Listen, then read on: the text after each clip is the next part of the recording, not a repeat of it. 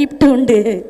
அவர் ஒரு நாள் மாற மாட்டார். அவர் சொல்லுதார் பத்தியா பாருங்க, எலிசபெத்தும் சகரியாவும் காத்திருந்திருக்காங்க. ரொம்ப நாள் காத்திருந்திருக்காங்க. காத்திருந்த அவங்களுக்கு என்ன செய்யல, குழந்தை இல்லை. ஆனா அதெல்லாம் மறந்துட்டாங்க.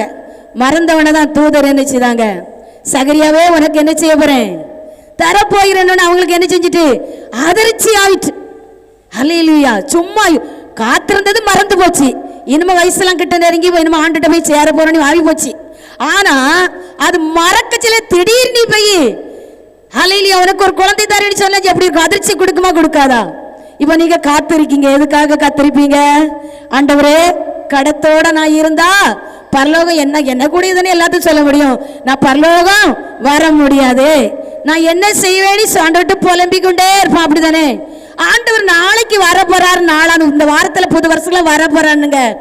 நம்ம கரெக்டா காத்திருந்தா தூதர் மூலம் நம்மளுக்கு எத்தனை லட்சம் இருந்தாலும் அத்தனை லட்சம் வீட்டுக்கு வரும். என் மகன் நரகத்துக்கு போக கூடாது, என் மகன் நரகத்துக்கு போக கூடாது.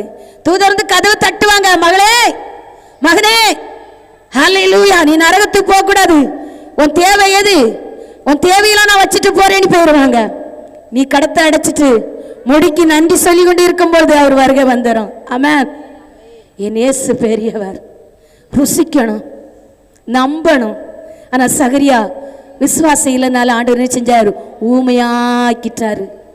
யோவானை பெற்றெடுக்க தட்ட என்ன செஞ்சாங்க, ஊமையா இருந்திருக்கிறத நம்ம வாசிக்கிறோம். நீங்க எல்லாத்துக்கும் தெரியும் சகரியா என்ன செஞ்சிருக்கிறாரு, ஊமையா இருந்திருக்கிறார். அவரும் ஒரு ஆசாரியர் தான். அவரும் தூபம் காட்டி பலிபீடத்தில் நின்று பலிகளை செலுத்த சில மக்கள்லாம் கீழே இருந்திருக்காங்க. அல்லேலூயா. அந்த பிள்ளை பிறந்தெல்லாம் சொல்லல, அந்த எழுதி தான் கொடுக்கிறாரு யோவான்னுட்டு. அல்லேலூயா. ஆண்டவர் தூதர் மூலம் எல்லாம் சொல்லிட்டாரு. அல்லேலூயா. கர்த்தர் நல்லவர். அப்ப யோவான் மூலம் ஆண்டவர் மகிமைப்பட்டாரா படலையா? சகரியா எலிசபெத்து காத்திருந்தாங்க, ஆண்டவர் யோவானை கொடுக்கிறார். அந்த யோவான் தான் ஏசபாவுக்கு ஞானஸ்தானம் கொடுக்கிறாங்க. அல்லேலூயா. அப்ப காத்திருந்த சாராள நம்ம பார்த்தோம், காத்திருந்த அன்னாளை பார்த்தோம், காத்திருந்த சகரியாவையும் எலிசபெத்தை குறித்து பார்க்கிறோம். அவங்க காத்திருந்தது திடீர்னு ஆண்டவர் தூதர் மூலம், கபீர் தூதர் மூலம் இதோ எனக்கு ஒரு குழந்தை தண்ணி சொல்றாங்க, நம்பாதபடியால் ஊமையாக்குறாங்க. பெற்றெடுத்த பிள்ளைக்கு யோவான் பெயர் விடுதாங்க.